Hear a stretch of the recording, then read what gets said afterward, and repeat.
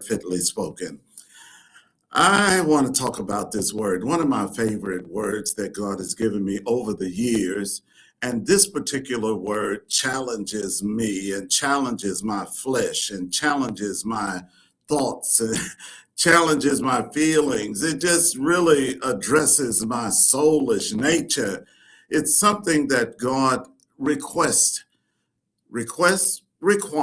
of you and of me. In order for me to come and you to come from the kingdom of darkness into the kingdom of light, we got to confess. We got to agree. We got to say that,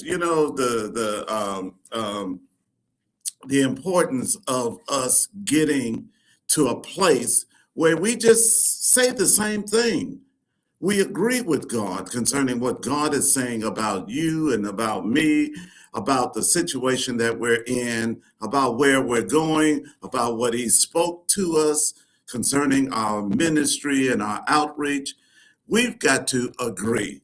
We got to, and I don't want you to think for a moment that it's just that simple. It is not, because we work with these bodies, we work with this mindsets, and we work with these soulish realms. We've been in the flesh, most of us, more than we have been led by the Spirit. And so we've got to recognize the challenges in just agreeing with God. And so here it is. Agree. Aggressively get rid of every excuse.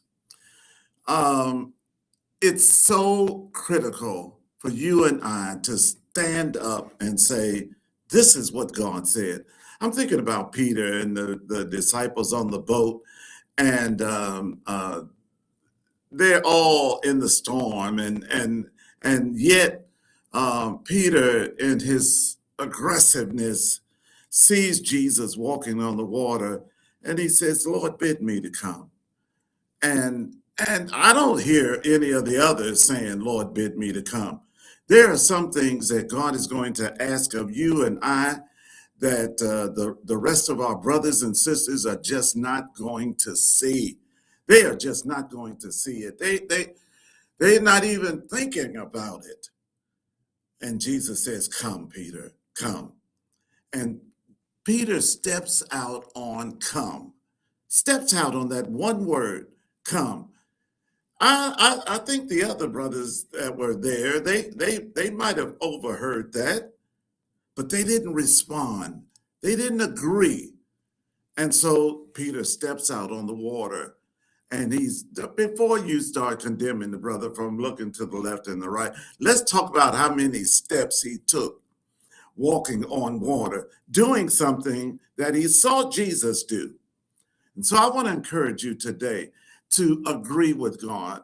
In my book, A Word Fitly Spoken, I talk about the jazz artist and the band leader and how important it is for him to be the one to bring down the instruments and elevate this instrument, because agree is not unison, it's harmony. God has decided to work with you and me in order to bring about what it is that He wants done in the earth. And so I don't know, it seemed like to me He didn't have any problems with the angels, except for that little tried to get that little mutiny going. But angels obey Him. They do what they're told. Humans have this disposition, this attitude, this mindset that says, I'm just going to think about this. Can we get back with you? Agree. Aggressively get rid of every excuse.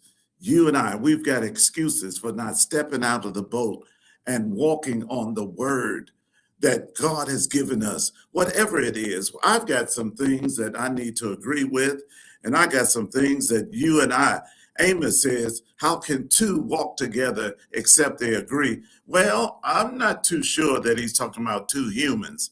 I think he might be talking about me and God, because sometimes it's difficult. Matthew 18, yeah, we're talking about two people. But when we begin our walk with God, we've got to recognize that it's Him. When oxen are yoked together, they put a strong oxen and a younger one. And the combination of the two causes them to do massive amount of work. Your agreement with God, you're saying yes to God. You're getting rid of the excuses. All the bigger or the stronger or the more wiser oxen has to do is just pull his neck, turn his neck that way, or turn his neck this way, and the younger one follows. It's called harmony. It's called working in agreement. Have you ever saw um, um, two people or three people harmonizing? It's a beautiful sound. Or have you seen it where they're battling to be recognized and one is just trying to outdo the other one? That's not going to work. When I say agree, I'm thinking about the woman in Second Kings chapter number 4 when this gift that God had given her seemed to be dead. It seems to be dead. The boy, they brought him and he is dead. Mama didn't ask for that directly, but God granted her the desires of her heart, her secret and private prayer requests. And now he's dead.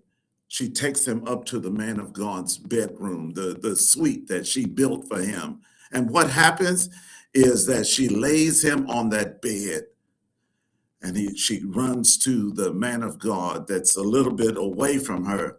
And she says to the driver, spare no limits. Let's get to where we need to get to. And the man of God says, is it well? Listen to me, saints. Is it well? The man of God asks, is it well with thee? Is it well with your husband? Is it well with the boy? Well, the woman has just lost her son. And yet her confession is, it is well. Her husband is so busy at work that he can't even take the time out, and she dare not call him. And her response to the husband, her response to how's the husband doing? She says, it is well. It is well. The response that is given is a response in agreement with what God is saying. And the response is in agreement to not what she's feeling, not what she's sensing, not what's going on in the natural. Her response is, it is well. I wonder today, are we ready to walk on water? I wonder today, are we ready to say, even though this, and check this out, I love this part. The man of God in 2 Kings 4 sends his staff, and he says to his staff, all I need you to do is to lay this staff on the dead boy. And the staff was supposed to have the same authority that the man of God, but he didn't. That's why I'm so adamant about the care of those that are around me, the mindset of those that are around me, because they're supposed to have the same authority, the same power that the man of God or the woman of God has. And so the woman said, no, I'm just going to wait for you. I know the staff and I understand who they are and I know your expectations of them, but I'm just going to wait until you're available. And she waits. And when the man of God gets to the house, look at what he does. He lays prostrate on that dead thing, that dead gift, that giving up mindset that this woman could have had. And he puts his mouth on the mouth of the dead boy. He puts his hands on the hands of the dead boy. He puts his heart on the heart of the dead thing. And he begins to believe God. He breathes into him. And all of a sudden, he sneezes 7 times. Where's your vision? Has it died? Where's that fire that was in your heart when God spoke to you? Has it died? And does it need somebody to resurrect it? Are we going to agree when tough times come? Are we going to agree with what God said when difficult days are here? Or are we going to agree with what we see? Agree with the circumstances? Agree, nobody else has ever done anything like that. What makes you think you are going to be able to accomplish that? Aggressively get rid of every excuse. Your body is telling you you're not going to make it. Your friends are telling you you're not going to make it. It ain't going to happen for you. I got to be like Peter today. I gotta shut off the turbulence in the society. I've got to stop looking at the set of circumstances that are around me. And I've got to ask God, well, do you want me to come? Bid me to come. Is it all right if I step? I want to see if I can do what you want done. And if you'll dare to agree, if you'll dare to say yes, your husband and loved ones don't see it. But God put something in your heart. Joseph, God put something in your heart. And you got to say it until you see it. You got to say it. You got to say it until you see it. I felt something in that. You got to confess it with your mouth and believe it in your heart, and you'll begin to see the manifestation of that which only comes from God. He wants to work with you. He wants to work with me on things that seem to be impossible. He said, that which we see today is here today and gone tomorrow. But that which we cannot see, the invisible things of God, that's going to be manifest as we agree. Let's aggressively get rid of every excuse. Abraham, Sarah, I'm going to bless you. And Sarah laughs. And Abraham says, I don't know how this is going to work out. Mary, Martha, and Lazarus. Lazarus, your friend is dead. He'll be all right. He'll be all right. The attitude and the action of the Spirit of God among difficult days is really strange.